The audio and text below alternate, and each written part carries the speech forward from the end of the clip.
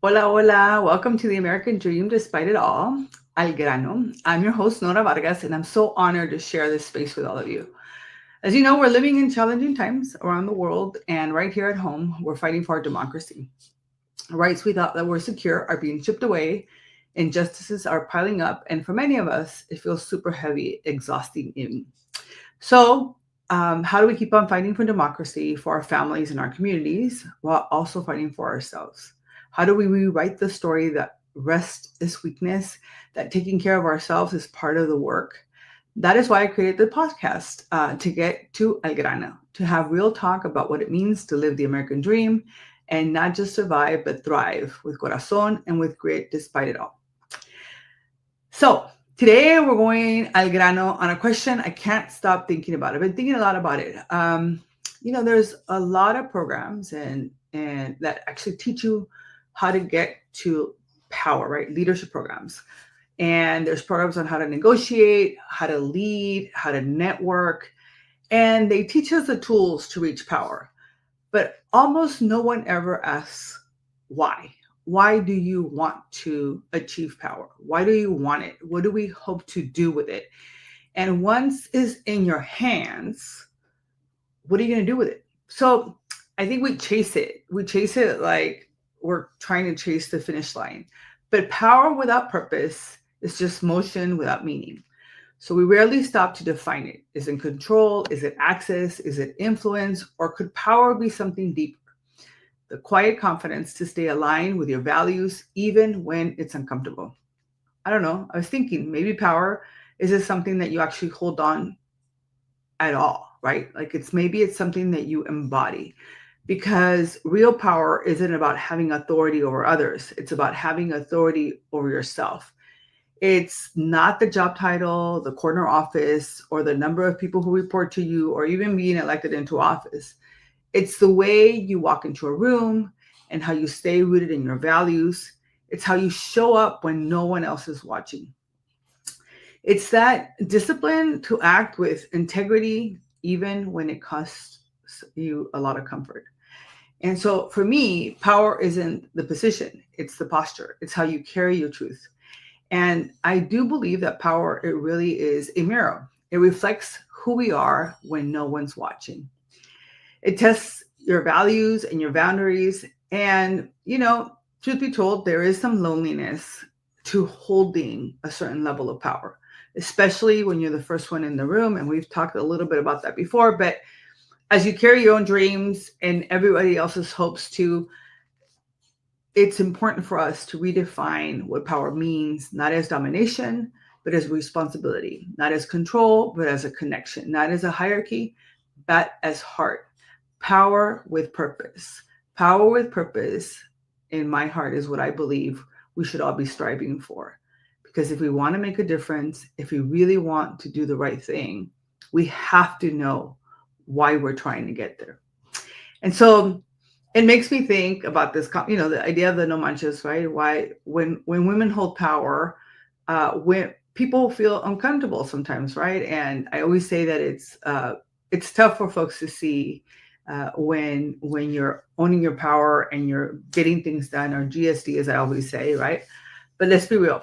The world really does flinch when women stand fully in their power. There's still folks who are not comfortable with it, and especially when you show up bold and authentic and apologetic um, and be you, right? So I always say that if I had $1 for every time someone told me I was too assertive, muy intensa, right, or that you're just too much, I would probably fund my own, leadership retreat and be able to do all sorts of stuff. But the truth is that those comments, I believe, usually reveal other people's insecurities because courage makes some folks really uncomfortable.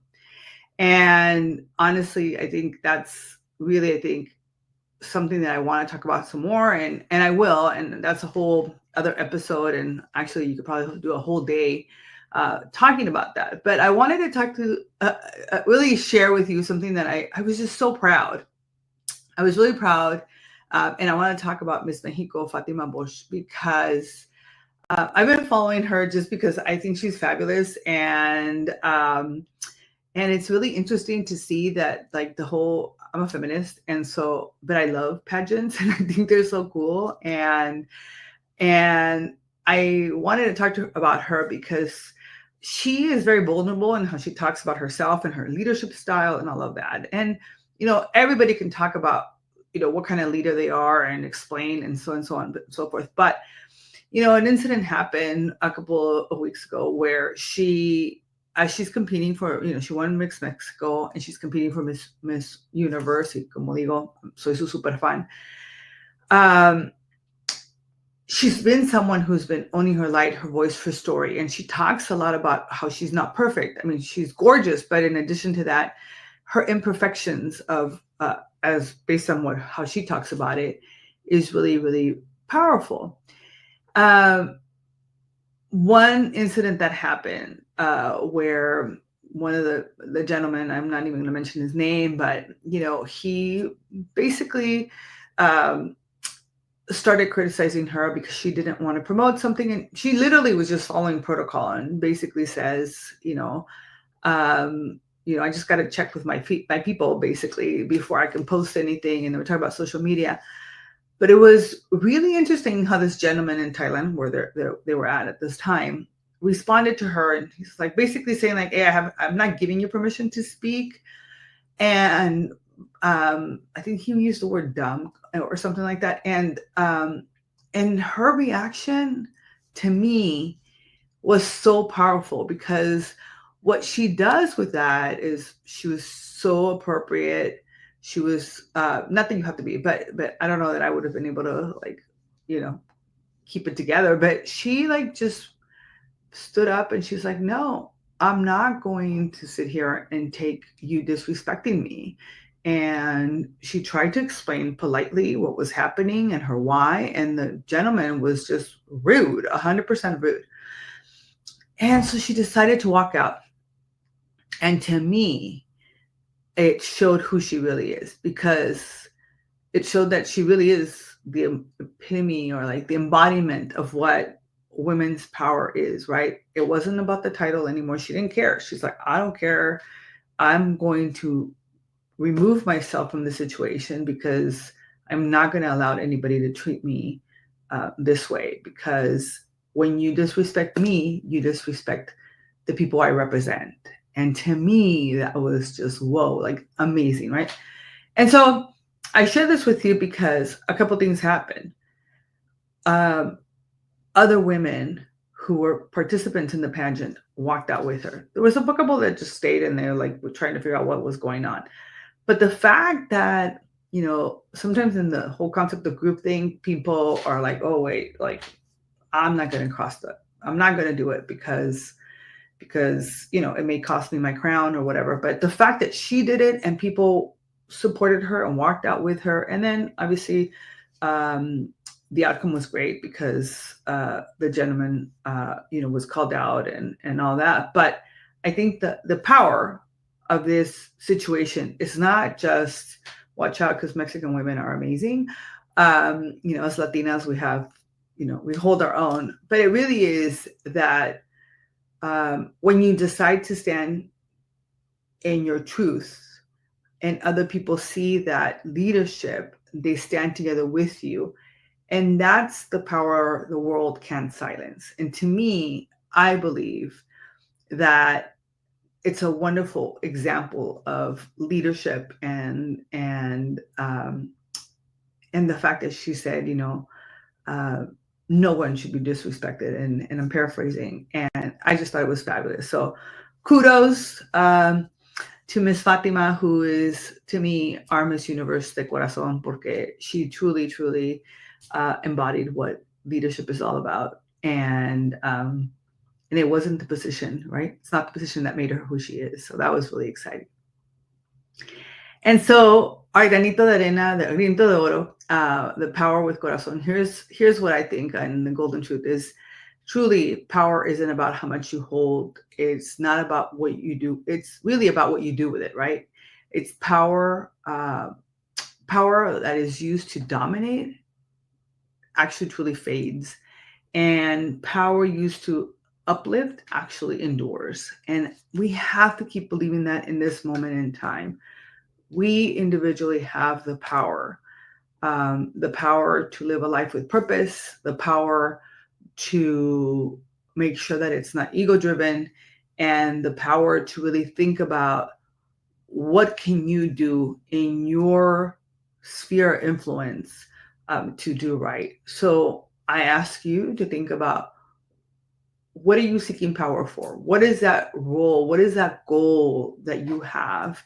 And is it for community, for justice, for the next generation who's watching us in how we lead? Is it, power to have more, or is it really power to be able to make sure that other people have an opportunity to live a better life? And so I ask that, you take a moment and you really think about, where does your power live today, and where you are moving forward and how you're getting things done. So I'm really grateful that I get a chance to connect with all of you and to share these opportunities to have this discussion, because I want you to really do your glow check, right, for this week. Write it down, say it out loud, and let it guide you so that you really know your why. Like, why am I seeking this? And so I'm so grateful that all of you are listening to the American Dream despite it all. And this particular episode of Al Grano, I hope it spoke to you.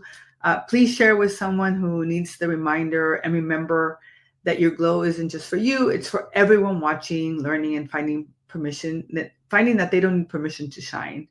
And so until next time, keep glowing. We're going to take a break for Dia de las Gracias. I always say it that way because I know a lot of people don't celebrate Thanksgiving, but I always think that it's a special moment to be with family if you choose to, and be able to be grounded in just giving thanks for everything that we have, even in difficult times. And so keep glowing, keep being grounded, and as always, own your power with corazón. Tu poder con corazón es tu legado.